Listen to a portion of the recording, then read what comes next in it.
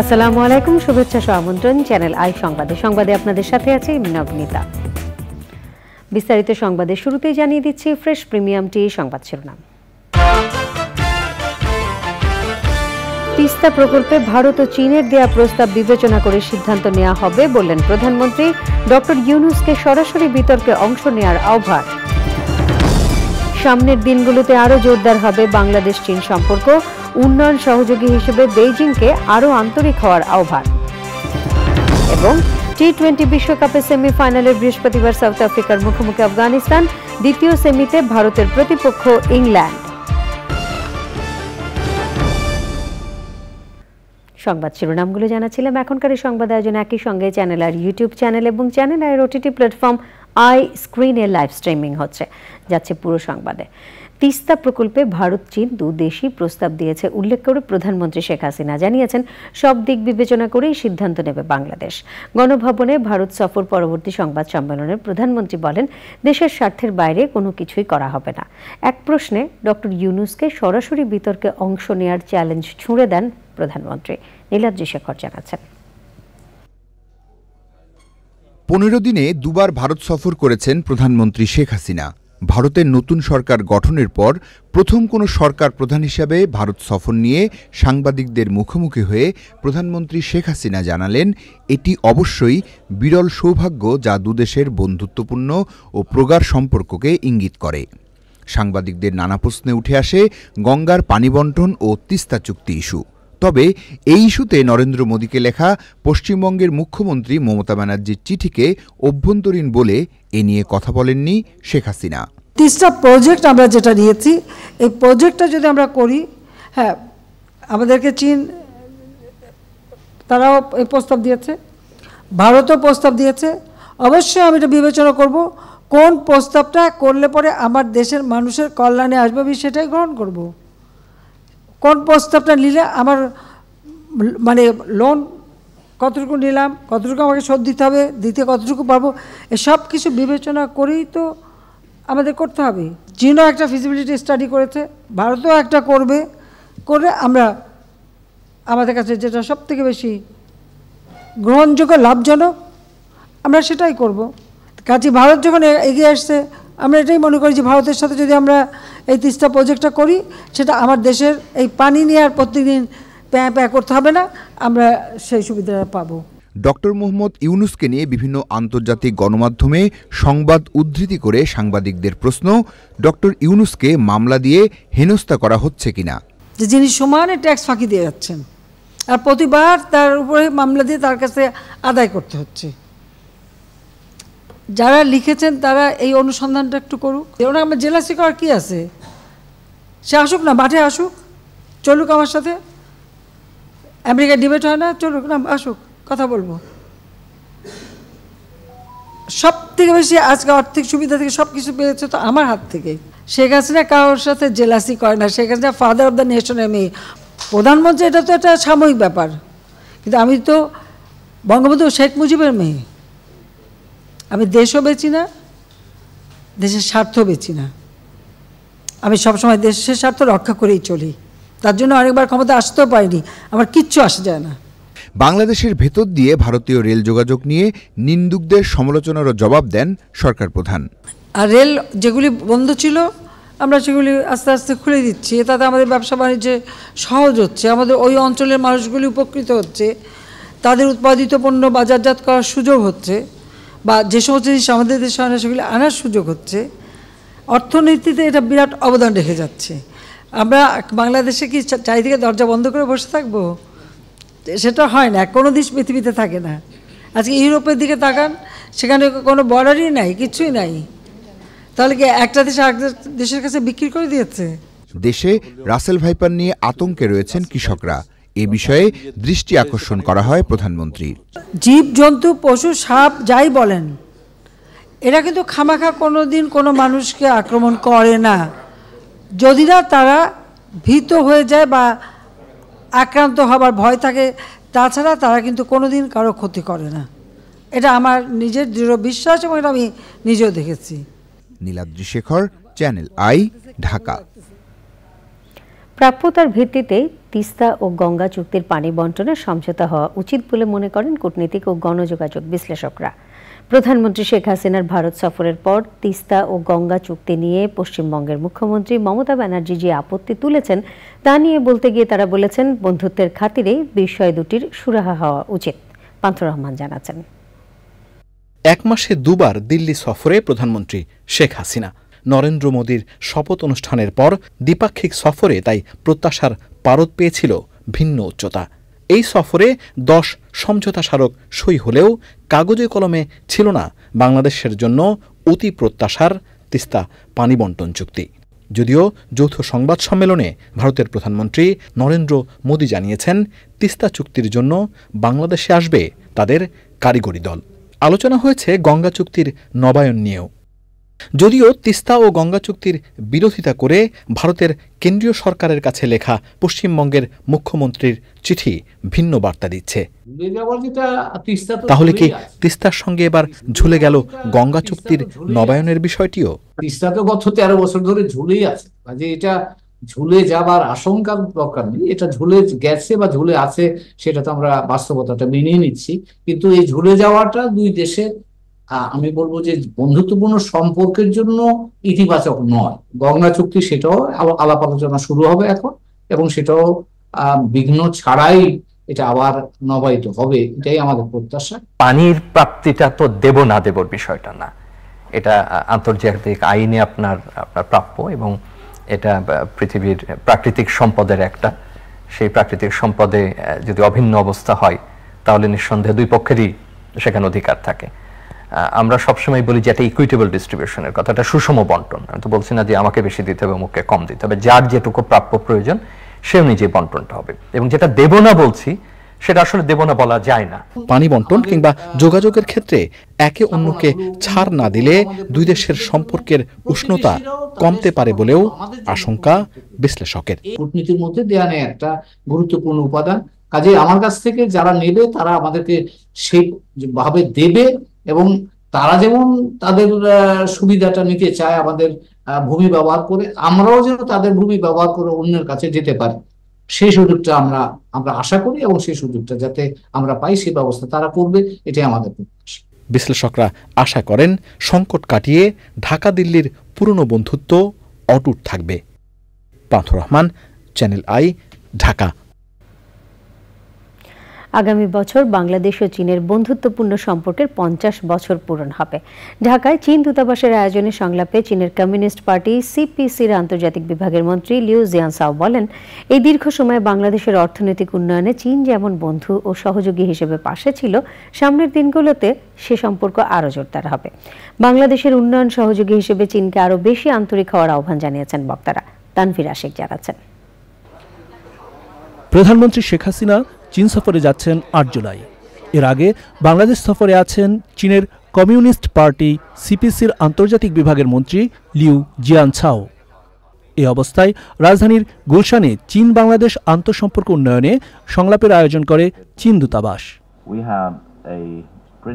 বাংলাদেশের অর্থনৈতিক উন্নয়নের গতিকে চমকপ্রদ উল্লেখ করে এর সহযোগী হিসেবে চীন সরকার বন্ধুত্বকে টেকসই ও অংশীদারিত্বকে আরো মজবুত করবে বলে জানান চীনের কমিউনিস্ট পার্টির মন্ত্রী। এবার পঞ্চমবারের মতো প্রধানমন্ত্রী শেখ হাসিনা চীন সফরে যাবেন। প্রতিবার তার সফরে চীনের সঙ্গে বাংলাদেশের সম্পর্ক দৃঢ় থেকে দৃঢ়তর হয়েছে। আশা করছি এবারও এমনটি হবে। বাংলাদেশের উন্নয়ন সহযোগী হিসেবে চীন সবসময়ই পাশে থাকবে। I think that the relationship with Bangladesh is always one of China's priorities. সংলাপের সঞ্চালক ছিলেন ঢাকায় নিযুক্ত চীনের রাষ্ট্রদূত ইয়াও ওয়েন। বিশিষ্টজনেরা বলেন, বাংলাদেশের সঙ্গে সম্পর্ক আরও জোরালো করতে চীনকে আরও বেশি উদ্যোগী হতে হবে। আমি প্রত্যাশা করব আমাদের বিভিন্ন শিল্প খাতে চীন তাদের দক্ষতা, জ্ঞান ও কারিগরি সহায়তার পাশাপাশি অর্থনৈতিক বিনিয়োগে আরও বেশি আন্তরিক হবে। এছাড়াও আমাদের রোহিঙ্গা সমস্যার সমাধানেও চীন সহযোগিতায় এগিয়ে আসবে। সংলাপে রাজনৈতিক ও ব্যবসায়ী নেতৃবৃন্দ এবং আন্তর্জাতিক সম্পর্ক বিশেষজ্ঞরা অংশ নেন। Tanvir Ashiq, Channel I, Dhaka. 3 থেকে 4 দিনের মধ্যে কাস্টমসে হয়রানির বিষয়ে ব্যবসায়ীদের সুখবর দেওয়ার কথা জানালেন প্রধানমন্ত্রীর মুখ্য সচিব তোফাজ্জল হোসেন মিয়া। বিদেশি বিনিয়োগকারীদের সংগঠন FICCI এর আলোচনায় তিনি বলেন, সব সমস্যার সমাধান হয়ে যাবে এমন অঙ্গীকার করতে চান না তিনি, কারণ এমন বড় প্রতিশ্রুতি কেবল রাজনৈতিক নেতৃত্ব দিতে পারে। তবে তার কমিটি ভীতির কথা উল্লেখ করে এই শীর্ষ আমলা বলেন, কমিটি গঠন মানে সমস্যা আরও জিইয়ে রাখা। রিজভী নওয়াজ জানাচ্ছেন। জাতীয় লজিস্টিক্স নীতিমালা নিয়ে ঢাকায় foreign investors chamber of commerce and ইন্ডাস্ট্রির আলোচনা। মূল প্রবন্ধে ব্যারিস্টার নিহাত কবির প্রতিযোগী অন্য দেশের তুলনায় এক্ষেত্রে বাংলাদেশের অবস্থান তুলে ধরেন। বাণিজ্য ও বিনিয়োগের পথে বাধাগুলো কোথায়, করণীয় কি, সে বিষয়ে মতামত জানান ব্যবসায়ীরা। Come up with a proposal that I want to set up a warehouse here. This is the law that needs to be changed. This is the SRO that needs to be issued. Practically. Otherwise, we can endlessly discuss on the reforms, but practically, we will not get something done. We've got a wonderful policy, and now what we need to do is how do we really execute this, and we need to now really put our arms together. The amount we have invested in paid-up capital per month, our income is 100 times of the paid-up capital, which is really a very funny thing. So why not NBR give us opportunity and let us invest money? We need a lot of pace. We need decisions to be taken very quickly and we need to move fast. Chittagong বন্দরকে সমুদ্র বন্দর বলা হলেও এটা আসলে নদীর তীরে হওয়ার কারণে ভাটার সময়ে পণ্য নিয়ে ছোট জাহাজও বন্দরে ভিড়তে পারে না। অচিরেই সমস্যাটি কেটে যাবে বলে আশ্বস্ত করেন চেয়ারম্যান। যে কোনো সমস্যা সমাধান না হওয়া পর্যন্ত লেগে থাকার পরামর্শ দেন প্রধানমন্ত্রীর মুখ্য সচিব। Which is going to change the entire scenario of this country within the next 4 to 5 years maximum. Hopefully within the next 4 years we will have full operation from this deep sea port, which is going to be a game changer. Don't go to committee all the time. If it is said, if you want to kill an idea, get a committee working on it. And it will design a camel as a horse. So what I feel, my idea is to, you have the problem, come up with it. To us, we had 100 meetings. So committee is very, it's a phobia to me now. বিশ্বব্যাংকের logistic index ranking এর তথ্য অনুযায়ী বাংলাদেশের অবস্থান 88, ভারতের 38 আর ভিয়েতনামের অবস্থান 43-এ। Rizvi Nawaz, channel I, Dhaka. এবারে neo care T20 world cup update.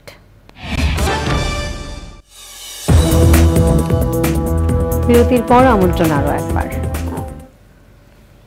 গোপালগঞ্জের টুঙ্গিপাড়ায় জাতির পিতা বঙ্গবন্ধু শেখ মুজিবুর রহমানের সমাধিতে পুষ্পস্তবক অর্পণের মাধ্যমে শ্রদ্ধা নিবেদন করেছেন নবনিযুক্ত সেনাপ্রধান জেনারেল ওয়াকারুজ্জামান। বেলা 1:15টার দিকে শ্রদ্ধা নিবেদন করেন তিনি। জাতির পিতা ও তাঁর পরিবারের সদস্য সহ 1975 সালের 15ই আগস্ট শাহাদাত বরণকারী সকলের রুহের মাগফিরাত কামনায় দোয়া ও মোনাজাত করেন তিনি। পরে পরিদর্শন বইয়ে সই করেন। অ্যাডজুটেন্ট জেনারেল, সামরিক সচিব, জিওসি, 55 পদাতিক ডিভিশন ও এরিয়া কমান্ডার, যশোর এরিয়া সহ সেনা সদরের ঊর্ধ্বতন সামরিক কর্মকর্তা এবং যশোর এরিয়া কর্মরত কর্মকর্তারাও এ সময় উপস্থিত ছিলেন। আমিন জুয়েলার্স আন্তর্জাতিক সংবাদ।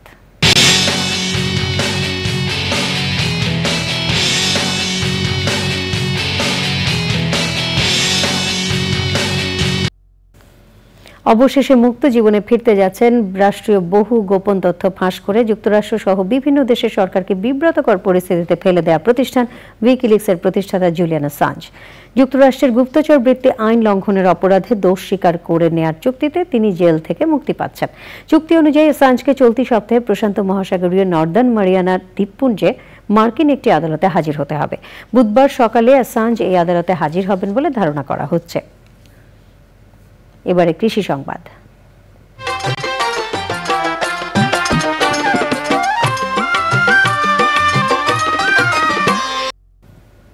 কোরবানির ঈদ পরবর্তী হাটে বিপুল পরিমাণ চামড়ার বেচা কেনা শুরু হয়েছে যশোরের চামড়ার মোকাম ও রাজারহাটে। বাংলাদেশ ভারত সীমান্তবর্তী এ হাটে গরু ছাগলের চামড়া সরবরাহ বাড়লেও দাম নিয়ে সন্তুষ্ট নন মৌসুমি ব্যবসায়ীরা।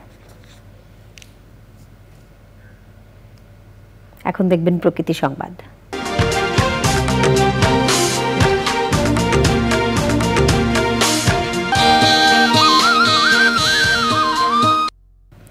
তীব্র ভাঙনে বিপর্যস্ত কুড়িগ্রামের নদী তীরবর্তী এলাকায় এরই মধ্যে বিলীন হয়েছে বসতভিটা, ফসলি জমি, গাছপালা সহ বিভিন্ন স্থাপনা।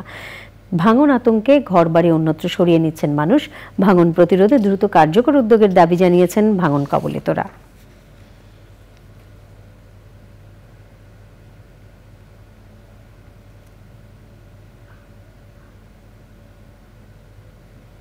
এক্সিম ব্যাংক বাণিজ্য সংবাদ।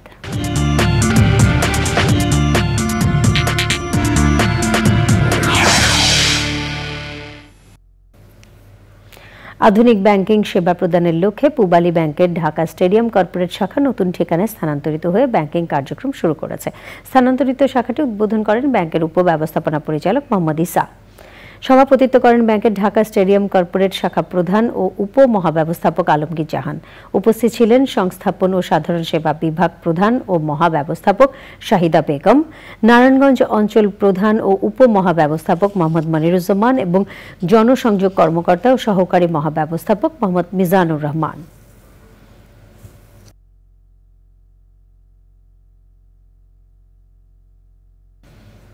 সংবাদে ফার্স্ট সিকিউরিটি ইসলামী ব্যাংকের 25তম বার্ষিক সাধারণ সভা হয়েছে। ভার্চুয়াল সভায় সভাপতিত্ব করেন ব্যাংকের পরিচালনা পর্ষদের ভাইস চেয়ারম্যান মোহাম্মদ আব্দুল মালেক।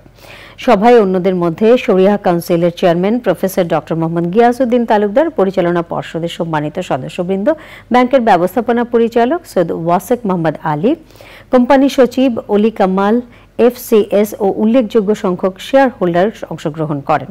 25তম বার্ষিক সাধারণ সভায় হোল্ডারদের জন্য 2023 সালের শেয়ার 5% নগদ লভ্যাংশ এবং 5% স্টক ডিভিডেন্ড বা বোনাস শেয়ার অনুমোদিত হয়। সংবাদে আবারও নিয়ে নিচ্ছি বিরতি। আর বিরতির পর খেলার খবরে আপনারা দেখছেন চ্যানেল আই সংবাদ।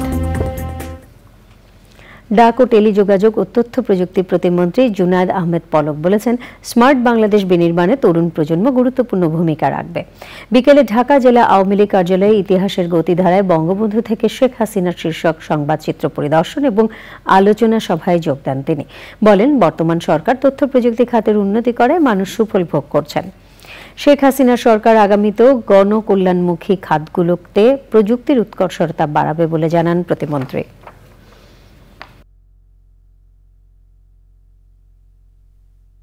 স্মার্ট নাগরিকের নেতৃত্বে একটি ক্যাশলেস অর্থনৈতিক স্মার্ট ইকোনমির উপরে ভর করে একটি পেপারলেস, ইন্টারকানেক্টেড, ফেসলেস স্মার্ট সরকার ব্যবস্থার উপরে নির্ভর করে বঙ্গবন্ধুর অসাম্প্রদায়িক বৈষম্য মুক্ত একটি অন্তর্ভুক্তিমূলক আমরা স্মার্ট সোসাইটি, এই 4টি স্তম্ভের উপরে আমরা গড়ে তুলব। বগুড়ায় আইএফআইসি ব্যাংকের উপশাখার সিন্দুক ভেঙে 29 লাখেরও বেশি টাকা চুরির ঘটনায় জড়িত সন্দেহভাজন 4 জনকে গ্রেফতার করেছে পুলিশ। তাদের কাছ থেকে 10 লক্ষাধিক টাকা এবং চুরির টাকায় কেনা একটি মোটরসাইকেল উদ্ধার করে পুলিশ। মঙ্গলবার দুপুরে বগুড়ার পুলিশ সুপার সুদীপ কুমার চক্রবর্তী সংবাদ সম্মেলনে এ তথ্য জানিয়েছেন। পুলিশ সুপার বলেন, গত 5 দিন ধরে বগুড়া এবং ঢাকায় অভিযান চালিয়ে সোমবার রাতে 4 জনকে গ্রেফতার করা হয়। গত 12 জুন দিবাগত রাতে বগুড়া শহরতলির মাটিডালি এলাকায় আইএফআইসি ব্যাংকের উপশাখায় চুরি হয়।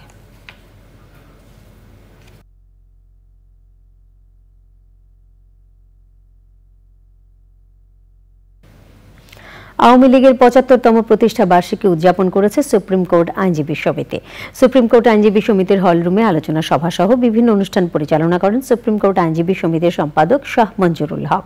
আলোচনায় বক্তারা বলেন, বর্তমান সরকারের বিরুদ্ধে দেশি বিদেশি ষড়যন্ত্র চলছে। সিনিয়র আইনজীবী মোহাম্মদ ইউসুফ হোসেন হুমায়ুন এবং অ্যাটর্নি জেনারেল এম আমিনুদ্দিন সহ অন্যরাও বক্তব্য রাখেন। অনুষ্ঠানে আরও ছিলেন সাবেক মন্ত্রী অ্যাডভোকেট নুরুল ইসলাম সুজন, অ্যাডভোকেট মাহবুব আলী, সুপ্রিম কোর্ট আইনজীবী সমিতির সাবেক সভাপতি, সম্পাদক, সুপ্রিম কোর্ট আইনজীবী সমিতির কার্যনির্বাহী কমিটির সদস্য এবং আইনজীবীরা।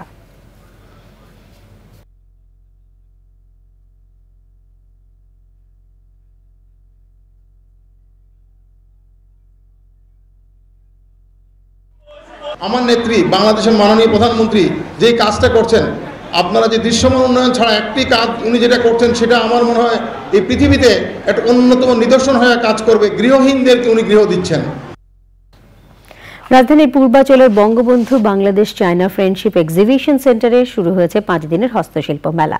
হস্তশিল্পজাত পণ্যের উৎপাদন, নতুন উদ্যোক্তা সৃষ্টি, নারীর ক্ষমতায়ন এবং অর্থনৈতিকভাবে নারীদের আত্মনির্ভরশীল করে গড়ে তোলা এবং দারিদ্র্য বিমোচনের লক্ষ্যে রপ্তানি উন্নয়ন ব্যুরো এ মেলার আয়োজন করে। মেলার উদ্বোধন করে রপ্তানি বাড়াতে তথ্য ভাণ্ডার গড়ে তোলার উপর গুরুত্ব আরোপ করেছেন বক্তারা। মেলায় পাটজাত পণ্য, চামড়াজাত পণ্য, পাদুকা, বেত, বাঁশজাত পণ্য, তাঁত পণ্য, কারু পণ্য, হ্যান্ডমেড জুয়েলারি সহ মৃৎশিল্পজাত পণ্য প্রদর্শিত হচ্ছে। প্রতিদিন সকাল 10টা থেকে সন্ধ্যে 6টা পর্যন্ত দর্শনার্থীদের জন্য মেলা উন্মুক্ত থাকবে। 29শে জুন পর্যন্ত চলবে মেলা। সার্বজনীন পেনশন স্কিম থেকে বিশ্ববিদ্যালয়ের শিক্ষকদের অন্তর্ভুক্তি বাতিল না করলে 1 জুলাই থেকে দেশের সব পাবলিক বিশ্ববিদ্যালয়ে পূর্ণ কর্মবিরতি সহ আন্দোলনে যাবে বিশ্ববিদ্যালয় শিক্ষক সমিতি ফেডারেশন। পূর্ব ঘোষিত চলমান কর্মসূচি অনুযায়ী মঙ্গলবার সকাল 8টা থেকে দুপুর 1টা পর্যন্ত কর্মবিরতি পালন করে ঢাকা বিশ্ববিদ্যালয় শিক্ষক সমিতি। এ সময় ঢাকা বিশ্ববিদ্যালয়ের শিক্ষক নেতারা বলেছেন, সরকার বিশ্ববিদ্যালয় শিক্ষকদের সাথে বৈষম্যমূলক আচরণ করছে। অচিরেই তারা এ বিষয়ে প্রধানমন্ত্রীর সুদৃষ্টি কামনা করেন।